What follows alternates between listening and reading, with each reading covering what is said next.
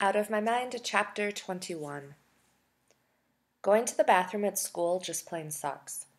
I have to be taken out of my chair, lifted onto the toilet, and held there so I don't fall. Then someone has to wipe me when I'm finished. It's not so bad when it's mom, but it's awful when a classroom aide has to do that for me. She is required by law to wear plastic gloves, I guess in case I have some kind of infection or disease. It's completely embarrassing. I don't usually have to go first thing in the morning, but I'm so nervous on Tuesday, I asked to be taken twice.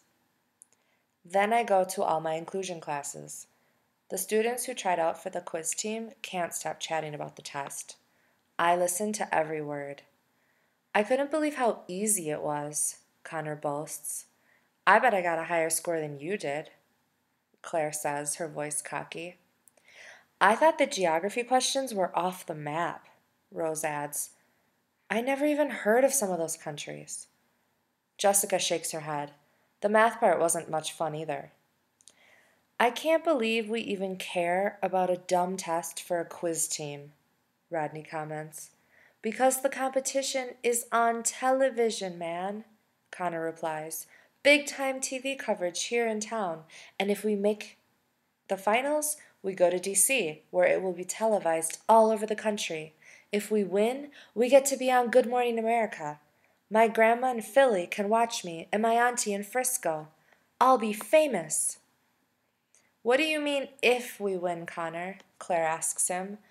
Don't you mean when we stomp the competition? Yeah, for sure. I already bought a new suit for when I'm on TV. Rose rolls her eyes. I thought this was a team contest, Connor, she reminds him. Hey, the team would be nothing without me. He holds his hands up in the air for a high fives. I listen quietly from the back of the room. When the bell rings to indicate that it's time for Mr. Dimming's class, my palms feel sweaty. Catherine pushes me into the room and whispers into my ear, Relax, you rock. Mr. Dimming gets the class quiet and takes attendance. Why do teachers go so slowly when you want something from them? Finally, he removes a sheet of paper from his briefcase. I graded your quiz team tests last night, and since many of those who tried out for the competition team are in this class, I'm going to share the results with you now. The teachers of the other classes who have students who have tried out have been given the same list and are at this moment reading the results to them. So read the list, Connor shouts, getting up from his desk. If classroom behavior were a determining factor for making the team, Connor, you might be in trouble, Mr. Deming says. Please quiet down for a moment. That shuts him up, and he sits down heavily. First of all, I'm very proud of all of you who took the test.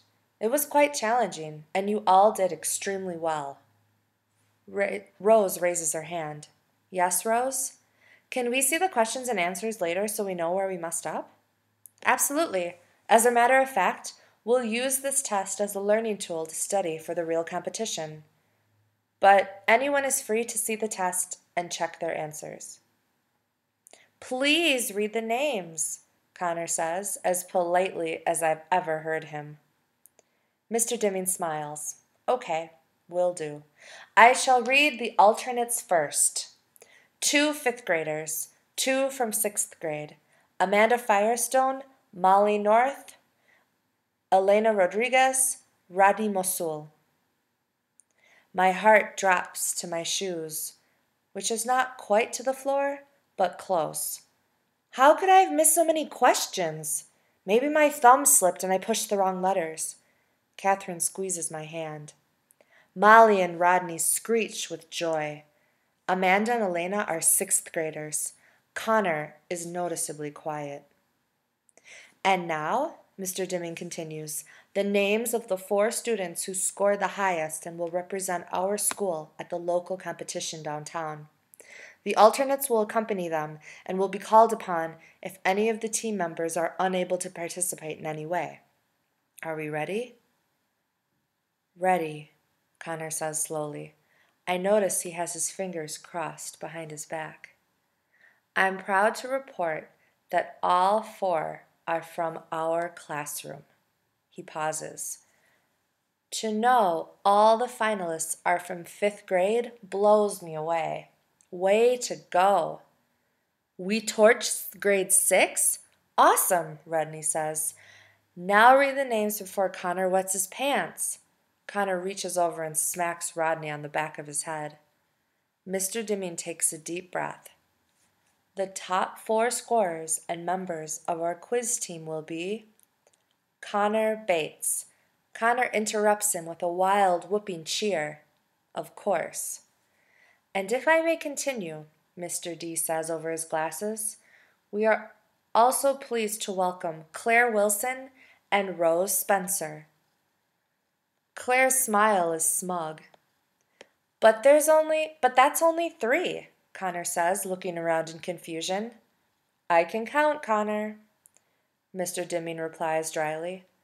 So who's the last person on the team? Molly asks. Earthquake report. TV weather guy feels some strange activity coming from a local school. Could it be a girl's heartbeat, pounding too hard? Mr. Dimming clears his throat. I must apologize. I think we have all underestimated a member of our class. Earthquake report. This is the big one. He continues, in my 15 years of running this competition, I have never had a student make a perfect score on the practice test. It is designed to be challenging, to weed out the weaker candidates. In a word, it's hard. Tell me about it, Connor mumbles.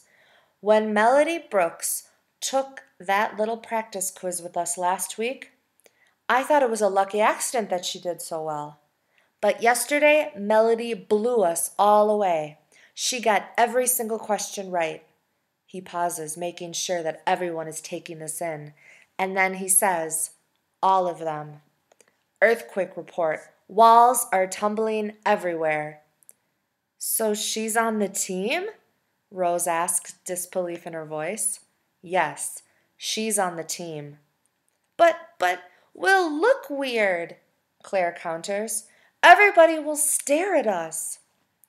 I'm not going to have any of that kind of talk. Do you understand? Mr. D says sternly. I'm very proud of Melody. I regret I underestimated her, and I'm glad to have her on our team. Earthquake report. Call the paramedics. A girl in 5th grade is about to explode. Everybody in the class turns to look at me. Catherine gives me a hug. Rose flashes me a smile, and I try not to kick and drip and make my teammates sorry that I'll be on the team with them. Will the Whiz Kids folks be cool with Melody? Molly asks. Mr. Dimming looks thoughtful. I'll contact the quiz team officials and let them know about our special circumstances, he says. But that's no concern of yours. Now listen up.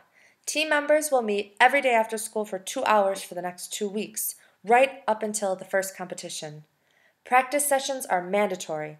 Here is paperwork for your parents to read and sign. I need it back tomorrow.